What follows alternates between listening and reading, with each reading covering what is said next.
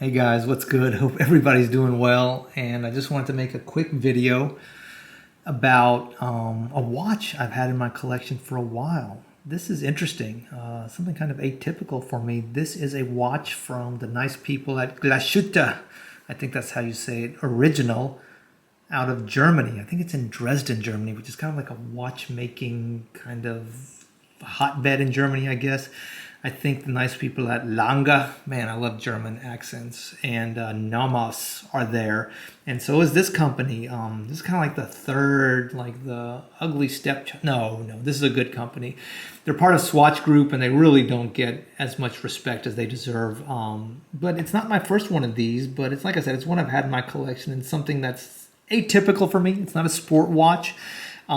This is out of their Senator series, I think is the name, Senator. And you can see it's a very austere watch. It's 40 millimeters in diameter. Let's set the time and see what time it is. So let's see, on this whole thing I got from the nice people in Geneva, looks like it's about almost 1930. No date function on this one. You know, they make a beautiful big date. You know, it's a really nice big date. It's both on the same plane. That ain't this. So let's wind it. You can hear the winding mechanism. Look how beautiful those hands are, man. Say whatever you will about dressy watches, and this watch in particular, you ain't gonna find nicer hands than that. I mean, that is beautifully done. I mean, so classically shaped. So we said it's, God, I mean, the Rolex just seems like such a brute compared to this thing. This thing is so like nicely made, so nicely shaped, and so like elegantly done. So like I said, almost 1930. All right. So like I said, there's only one position. Looks like the seconds hand hacks, and we'll go backwards. Why not? Life is short. And then we're started. Check out the movement. You know, beautifully finished movement.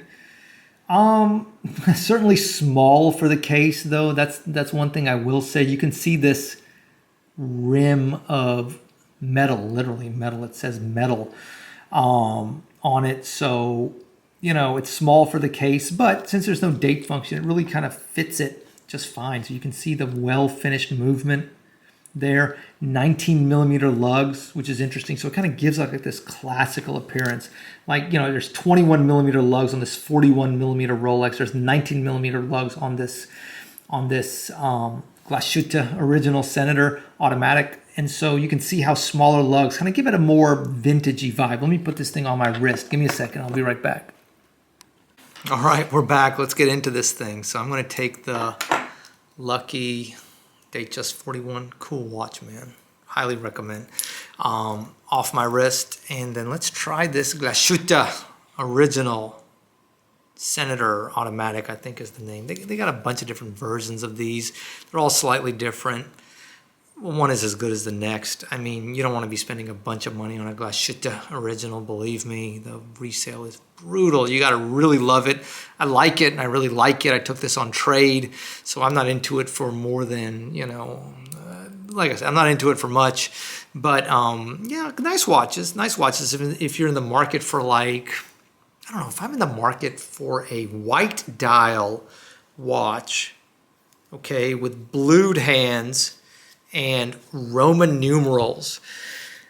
The only name that comes to my mind is Cartier when it comes to that. But this is an option, you know, it's a nice German option because it's pretty thin. It wears easy, man. I mean, it wears really easy, and it's very lightweight also. And I think it's a nice option for people that want a dressier watch. Maybe for people that like, I don't know, I guess there's people out there that still wear like a jacket and tie to work, I would guess. I think I see some of those people like on TV shows, but in actuality, I'm not sure how many of those people are still out there. I guess if you do something like maybe in the legal field or something like that, maybe you gotta like play dress up once in a while. But no, I mean, you could wear this casually also. You know what I mean? You could wear this with a with like a polo shirt maybe, or even shorts and a t-shirt, whatever. You know what I mean? It's cool, man. It's just a watch. And, you know, it's stainless steel. It's lightweight. It's easy to wear. It gives you a little bit of a feel of German watchmaking, but certainly this is no longer, and this is not even a Namos, really. I mean, like I said, it's a nice brand. They have a wide catalog of watches, though. I mean, they have a ton of watches. Honestly, too many watches. I mean, they just need to make like 5 or 6 really good watches and focus on those. But man, they got chronographs, they got divers. They have this new diver, kind of like this skin diver, which means like a low depth diving watch. I think it's called the CQ or something. They kind of made a splash with like they have like a Senator 60s version, which is like an interesting case, and like a chronograph version of that. So they have tons of watches. This is just like the cheap, basic, simple one. All the Glashutte Original I need. But, I mean, you can really explore this brand and find some really cool stuff if that's your thing. I do highly recommend you buy these correctly. They can be had at big discounts on the secondary market, and then that's the way you need to be buying them. You don't need to be spending $5,000 and $6,000 for this watch. It's a great watch. Who knows what MSRP for this thing is? But yeah, I mean, around half of that sounds right to me. I mean, like I guess half of that, I mean, like $3,500, $4,500. That sounds cool. But yeah, it's a nice watch. I'm not disparaging the watch in any way. I think it's perfect. I mean, I think it's really nice. It's easy to wear. It's lightweight. It's cool. It kind of, like, oh my God, a Datejust is so dressy. Not really, man. This watch feels kind of dressy to me, and even though it's not the first choice I think of when I think about white dialed watches with blued hands and Roman numerals, it's certainly an option that's out there. I think there's a lot of like value to be had out of this watch, though, if you can buy it at a good price. I think you get a lot of watch for not a lot of money on the secondary market, and that's always nice. And like I said, that price, it feels right to me, around $4,000 or less, maybe $3,500, $4,000. That feels like the right price to me for this watch.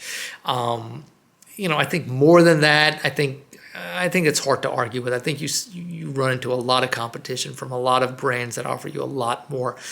Omega comes to mind. They'll sell you all kinds of watches that have, some real street cred. This, like I said, this is like sort of like a quirky German brand that I think at least used to be trying hard to become mainstream, but has kind of given up on that and just kind of pumping out watches. That's cool. You know what I mean? That's cool. And this is, like I said, something I got in a trade, and I like it. I like it. I very rarely wear it. I very, very rarely wear it. I'll probably wear it once every, 3 months, maybe 6 months. Honestly, I'll wear it for a day or two, and I'm like, okay, cool, man. That's all the Glashutte I needed in my life. But your mileage may vary. I think, like I said, it offers you a pretty compelling value proposition at the right price on the secondary market, and I really appreciate it for that reason.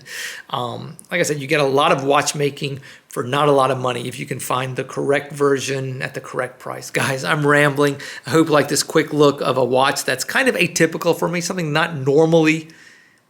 don't normally go for. But this is the Glashutte Original Automatic. I think this is the Senator Automatic. Like I said, they got a bazillion different versions of their watches. This is kind of like the plain Jane basic one.